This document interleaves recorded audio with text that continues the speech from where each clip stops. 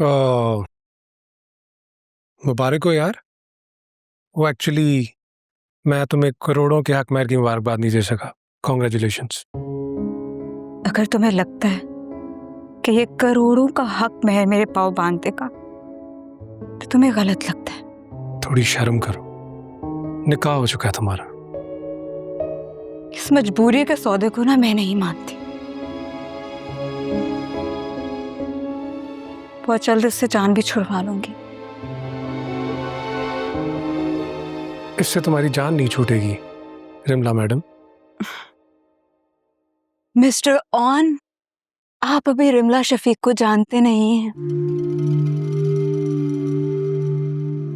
तुम नहीं जानती एहतशाम फारूक को, वो तुम्हें कभी नहीं छोड़ेगा।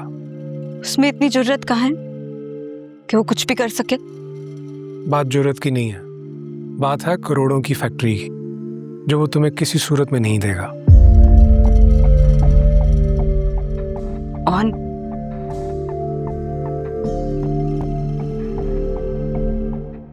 मेरी मोहब्बत को एक्सेप्ट कर लो।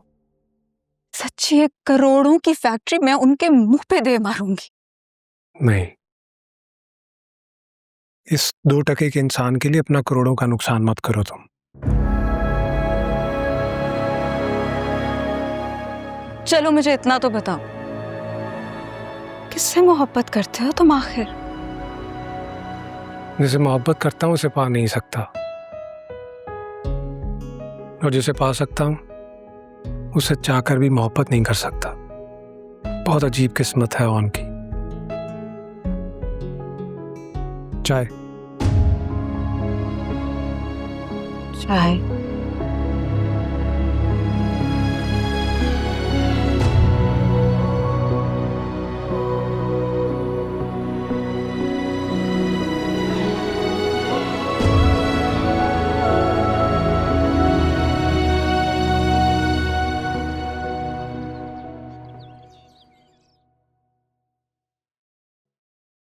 बीजान, आप मुझसे एक फैक्ट्री लेकर साकिब और ओन को देना चाह रही हैं। देना चाह नहीं रही हूं, बल्कि यूं समझो कि दे दी है। वकील भी आज बुला लिया है।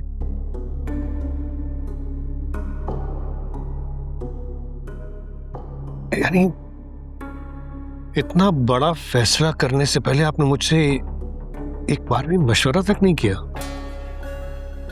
फारूक, तुमने अपनी बहू को हक महर में फैक्ट्री दी, मुझसे मशवरा किया था क्या? बीजान, वो तो सब कुछ अचानक ही हो गया था। हाँ, तो ये भी समझो कि सब कुछ अचानक ही हो गया। लेकिन बीजान, साकिब ने तो अपना हिस्सा बहुत साल पहले ले लिया था और फिर किसी फजूल सी बिजनेस में लगा के डुबो भी दिया सारा पैसा। तो आरफा, मैंने ये कब कहा कि ये साकिब का हिस्सा है? ये तो मेरा और राहत का हिस्सा है, और हम किसी काले चोर को दें या किसी और को दें, किसी को कोई एतराज होना नहीं चाहिए, है ना?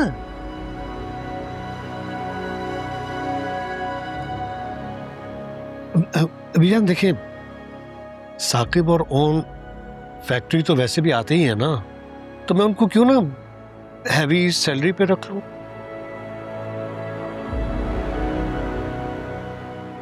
देखो फारूक, पहली बात तो ये कि साकिब तुम्हारे साथ काम करना नहीं चाहता, और यही बेहतर है।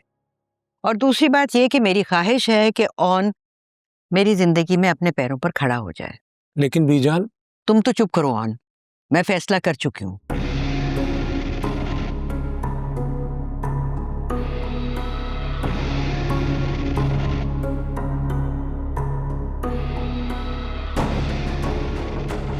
जिस तरह क्रोसॉन खा रहा है, एक दिन हमारी पूरी फैक्ट्री खा जाएगा।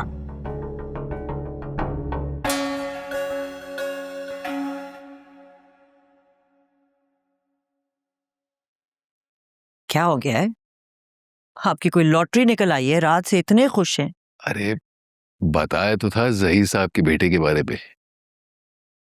हाँ, लेकिन ये भी बताया था कि उम्र 35 साल है। तो इसमें मसला क्या है? कोई मसला नहीं है।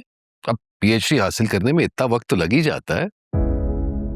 फिर भी सोचने वाली बात है लड़के ने पीएचडी किया हुआ है, ब्रिटिश नेशनल है, तो आज तक उसके लिए रिश्ता क्यों नहीं आया?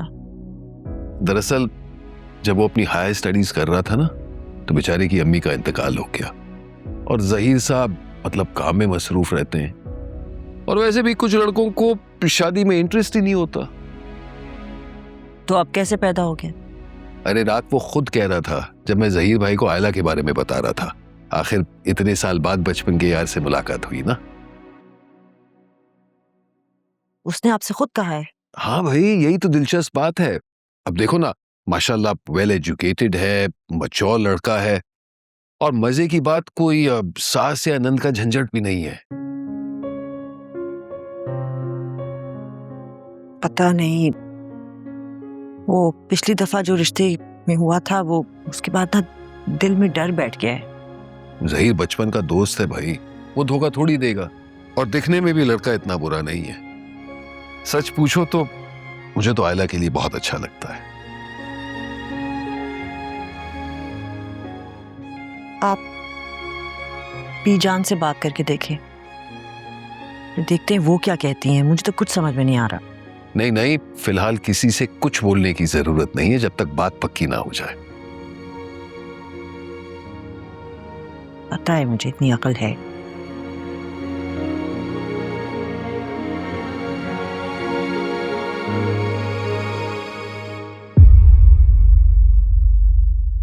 बड़ा जहरीला वार किया है बीजान ने। ये सब सिर्फ तुम्हारे अहमकाना फैसलों की वजह से। मैंने क्या किया? 101 बार समझाया कि बीजान को जिद मत दिलाओ मत दिलाओ, वो मेरे बाबा से भी 4 हाथ आ गए हैं। अगर नहीं, रहने दे, ये सब कुछ पहले से ठान के बैठी हुई थी, मैं जानती थी ये बात। तो फायदे में कौन रहा? साकिब ना, बैठे बिठाए जमा जमाया कारोबार मिल गया उसे। उसके हिस्से में भी कुछ नहीं आने वाला है, सब कुछ उस कमबख्त ऑन के हिस्से में जाएगा, आप देखिएगा।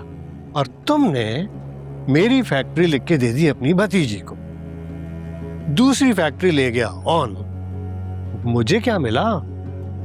0। अच्छा सुने, मैं बात करूंगी ना शामी से, किसी तरह बहला फुसला कर रिमला से अपने नाम करवा ले फैक्ट्री। शिमला भतीजी है वो तुम्हारी, इतनी आसानी से नहीं लिखेगी।